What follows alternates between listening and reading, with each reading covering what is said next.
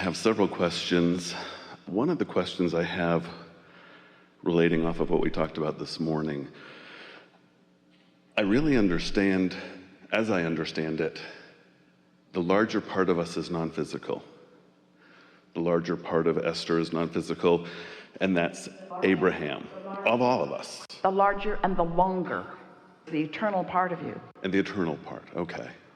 And I understand and I believe in that. It really makes sense to me. What I don't understand is then, what's me? Am I just like a radio?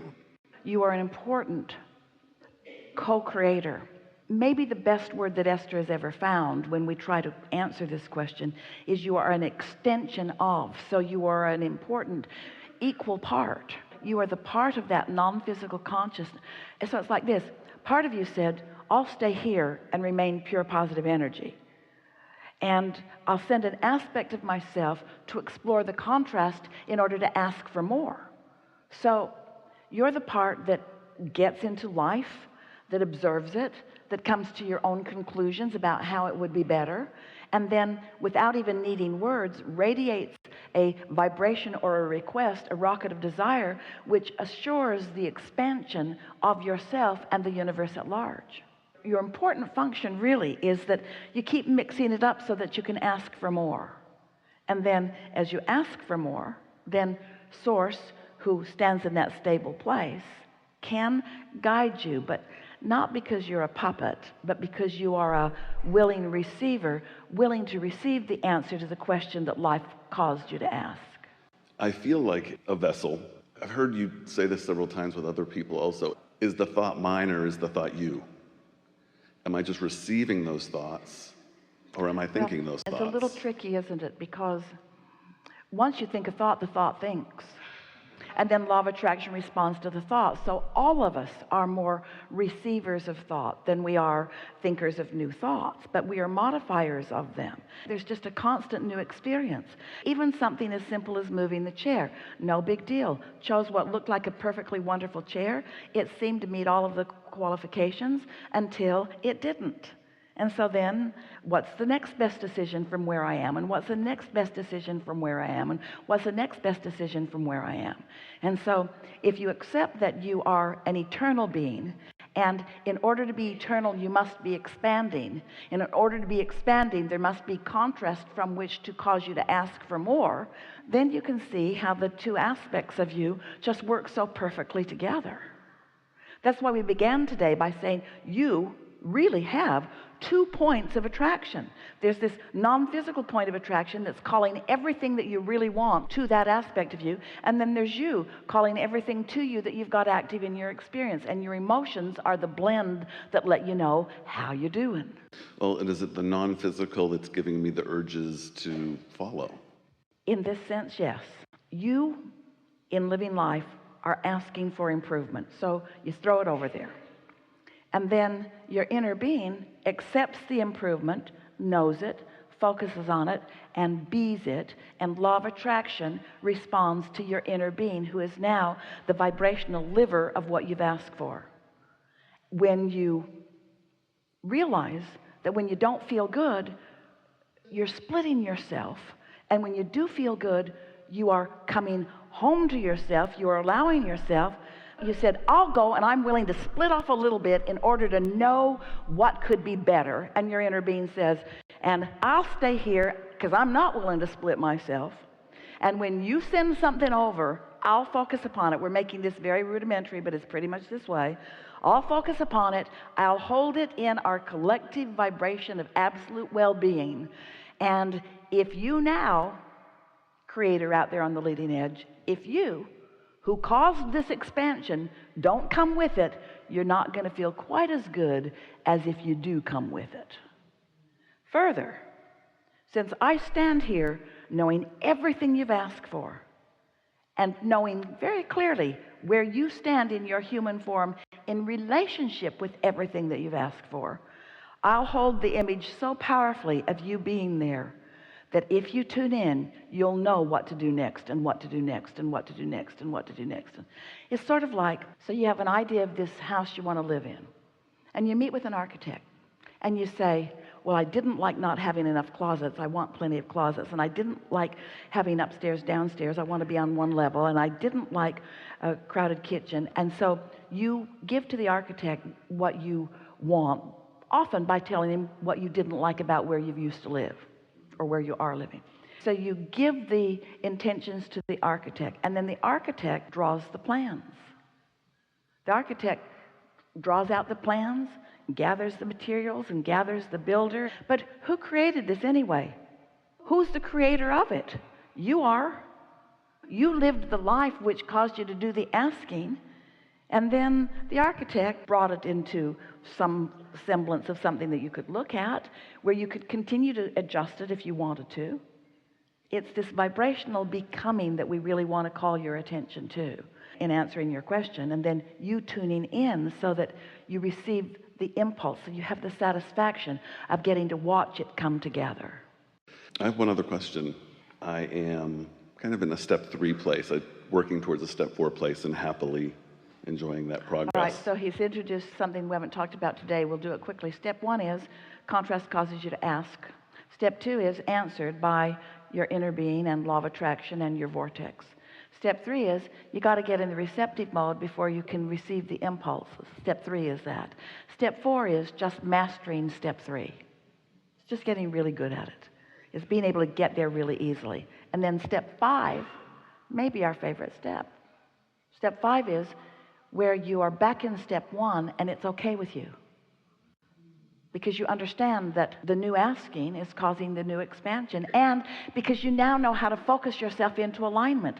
So you're not bothered by having a question to which you don't know the answer, because you know the answer will come. You're not bothered by there being a problem to which you don't know the solution, because you know the solution will come. So you're eagerly back in step 1, putting more into the vortex, and you're not mad at yourself about it, because you know that you can meditate yourself right back into the receiving mode anytime you want to. One of my favorite things that you said is help is on the way. That really works for me most of the time. But if you stay in step 1, help's on the way, it just never really gets there. Well, what my question was I had a hip replacement, which I'm really excited about, because one of the things in my vortex is greater health and getting more active. So I was feeling more step 4-ish before the hip surgery, and the pain that I had after the surgery, it was hard to not be in a bad place. That's what we mean when we say, then life comes at you. So then life is coming at you, and you're having your knee-jerk response to it. And that's normal. You can't do otherwise. You got to just say, it's okay that I'm feeling what I'm feeling, but that's why we're saying that you can't get there from there. That's what our sales job about meditation is about. Because especially when life is coming at you in a strong way to which you are having a lot of knee-jerk responses, you've got to give yourself the relief of alignment. And in time, all of those resources will kick back into place, and you can get yourself back to where you want to be. The thing that trips so many of you up is that as life is coming at you, especially after you've played with this for a little while, and something happens to someone you care about, and therefore to you, and it's a condition that you couldn't control, and yet you're having a response to the condition, and now you're beating up on yourself for having a response to the condition. That's why step 5 matters so much, because of course you're having a response to this condition, because it isn't what you want. And you can't be blind. You can't just cease to exist. You can't just cease to perceive it. Of course you're going to have a response to it. But beating up on yourself for having the response, that just holds you endlessly in that turmoil, where if you can say, okay, so I don't like this, and what is it that I prefer? What would make it better? How could this situation be better? What would make it better? You put your question out there, and then the universe answers it. And when you stop beating up on yourself, you receive the impulses that do make it better. You see, earlier we threw in, just to tease you, to see if you'd bite, and some of you did,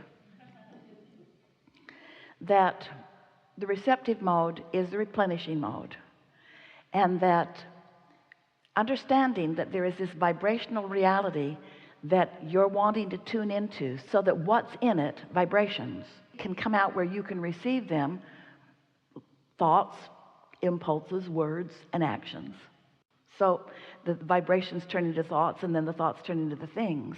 We want you to feel the progress of that. And we're talking about the satisfaction mode. When you're satisfied, you're getting ready to be ready, to be ready, to be ready.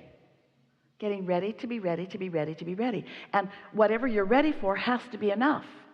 But most humans, they don't want this to be enough because it's just vibrational. It's not manifested. It's not all that satisfying. They worry that if they're satisfied with this, then what they want really won't come, because they think that so often, humans, we love you so much, you think that as you're suffering and you're pleading that makes things come to you, because that's the way your mother treated you. You had to really plead a very needy case before she gave up the goods sometimes. And so she gave you a distorted view of the way the universe works. So when you realize that feeling satisfied now makes you ready to be more satisfied, which makes you ready to be more satisfied, which makes you ready to be more satisfied. But if you think that you need to make the jump all the way over here to have it all before you're satisfied, then you're not ever going to get there. And that's why we say happily ever after is satisfied, and then more satisfied, and then more satisfied. And every step along the way, there are more manifestations that are putting more in the vortex. Ooh, that's so important to realize. That's why you're not ever going to be completely satisfied, because you're not ever going to be at the end of your ability to receive more, because you are eternal. If you could ever reach the place where it was all done, Esther used to say to Jerry, why don't you buy me that pretty car? It would make me happy for the afternoon. And that wasn't too far from really what she meant, because it was a manifestation. Whoopee! Smells great, looks great, look how fast it goes. And then after a little while, it's just a way to get from one place to another again. Where if you're satisfied to be satisfied, to be satisfied, to be satisfied, then you're not banking on that thing that doesn't come all that often to sustain you longer than it is able to do. The manifestation was never meant to be what satisfies you. Ooh. You've been saying it in other ways. You've been saying the joy is in the journey. And that's what you mean. The manifestations have never meant to be what satisfies you. It's the new awareness of the new mix that your vortex is mixed up for you, and your new ability to receive it and have the new exposure to the new experience. Have you ever been in a space, Esther does it quite often in whatever space she's in, walking through a garden and noticing how different the garden looks, not just in different seasons, not just on different days, but even in different moments as the lights change, as the clouds move. Every moment is ripe with new awareness. And when you realize that you have source energy flowing to you and through you, and you're in the receptive mode, then you have this fuller moment.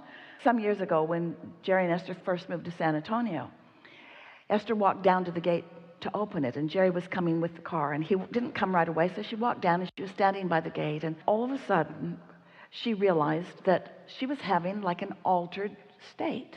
The sky looked unlike it had ever looked to her. She had never seen the sky look like that.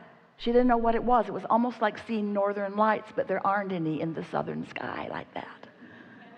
She just stood in amazement as she took it all in, and then she could smell the fragrance of some blooming something that was so far away that she couldn't see it. She could only smell it. And the feeling of the wind on her skin and everything about her physical body was just enhanced